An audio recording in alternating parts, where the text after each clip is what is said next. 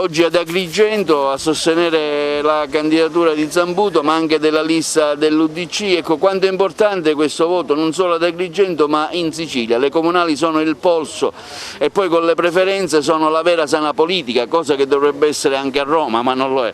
Parto dalle preferenze, non capiamo perché nelle comunali, nelle regionali, nelle europee si vota con la preferenza e quindi i cittadini scelgono l'eletto e a livello nazionale devono essere in 5 a decidere il Parlamento. Dopo il referendum è necessario fare una legge proporzionale e inserire preferenze. Devono essere i cittadini a scegliersi l'eletto anche a livello nazionale. Detto questo, oggi siamo ad Agrigento, bellissima città, la valle, ma tutta la provincia di Agrigento bella, e siamo qui accanto a Marco Zambuto, che è un grande amico e ha le comuni radici con noi, no? Viene anche dalla comune storia nostra.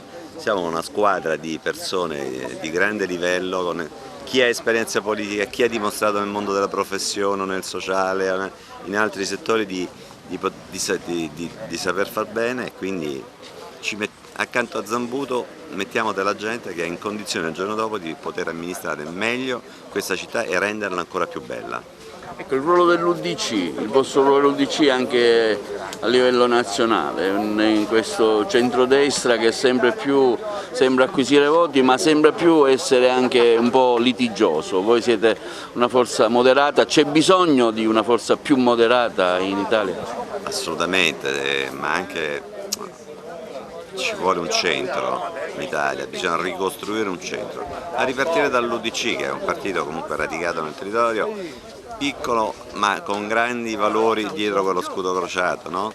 Ecco, noi dobbiamo ripartire da lì per ricostruire nel nostro paese un grande centro, perché la mia esperienza di parlamentare europeo che ha girato l'Europa è questa: dove non c'è un centro moderato non c'è stabilità, ci sono degli eccessi. Noi abbiamo il dovere di ricostruire subito dopo le amministrative un grande partito di centro di ispirazione cristiana che riporti al centro della politica la persona, che significa una piccola cosa, concretezza nella politica.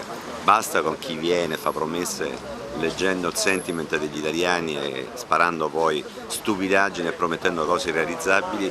Bisogna promettere poco, ma quelle poche cose che si promettono realizzarle. Occorre buonsenso, responsabilità e persone autorevoli come qui è Marco Zambuto.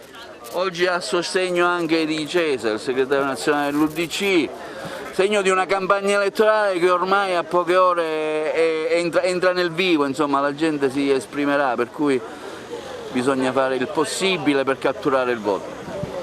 Una campagna elettorale che volge al termine, nel quale un messaggio deve essere chiaro: ridiamo Agrigento agli agrigentini. In questi anni il Palazzo di Città è stato chiuso, alla città è stato impedito di entrare nel palazzo. Chi stava dentro il palazzo ha vissuto una sua fiaba, una favola molto suggestiva, diversa rispetto alla vita vissuta dalla città, con 1000 problemi. Occorre ripartire dai problemi che ci sono per dare delle soluzioni insieme. Quindi una nuova fase di partecipazione e soprattutto di stare insieme.